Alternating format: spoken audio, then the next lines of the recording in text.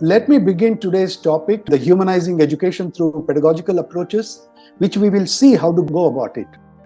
But let me also say a few things that as I go forward and as I talk to you about the educational philosophy of Sri Aurobindo, so let us also draw some parallels with the aligning it with the national education policy, mapping it along with the educational policy, the learning outcomes as prescribed by NCERT, and several other processes, educational processes.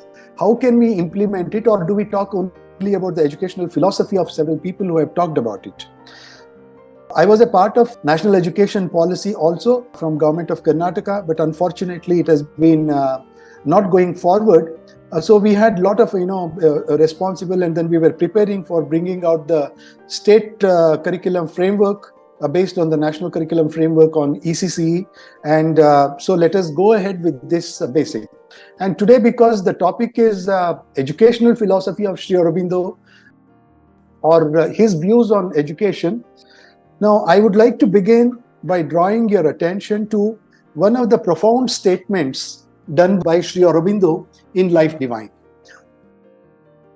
He says that right from the time immemorial, almost from the advent of man or the advent of human species, the earliest preoccupation, or the earliest and then the highest and the ultimate preoccupation of man has always been his quest in search of God, light, freedom, bliss, and immortality.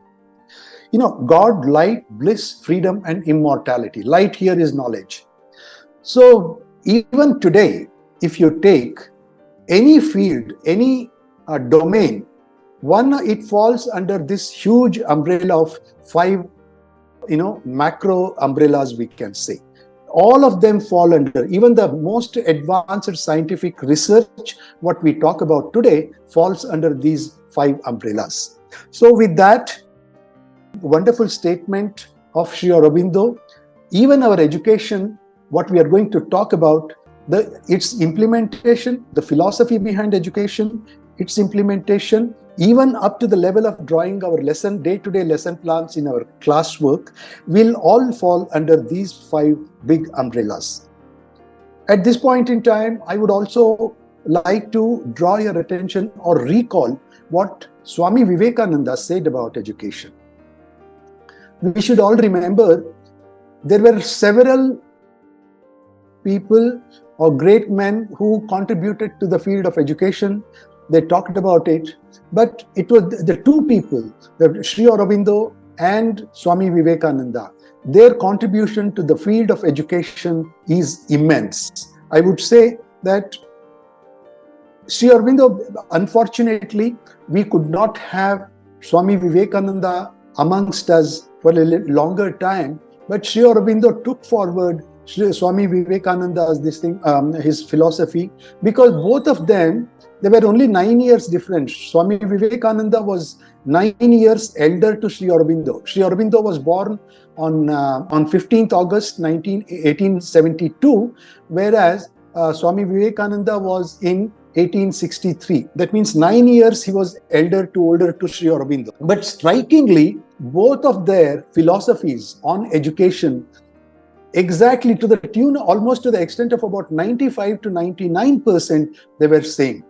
That is because Sri Aurobindo, even subsequently, not only in the field of education, even for him in the field of spirituality, Sri Aurobindo said that there have been many incidences, including one incident in Alipur jail. When Aurobindo was in Alipur jail, it was Swami Vivekananda and Sri Aurobindo used to discuss, and Swami Vivekananda used to guide Sri Aurobindo on some spiritual aspects of it. Now, this was the connection between Sri Aurobindo and Swami Vivekananda. Other 2 beautiful things is they were contemporaries. They spoke almost same thing on the educational. Both of them had the similar educational philosophy. But the difference is this: Swami Vivekananda had completely Eastern system of education. He was exposed to Eastern system of education. Both were born in Calcutta, and Swami Vivekananda had complete to Indian system of education, whereas Sri Aurobindo was completely exposed to Western system of education because he never was in India.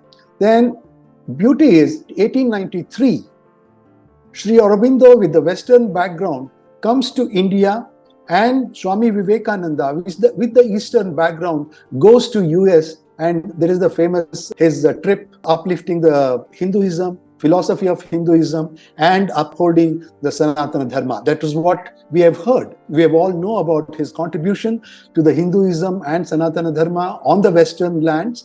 But what many people are probably not aware is the fact that Swami Vivekananda, during this trip in 1893, also speaks about education on the land of USA.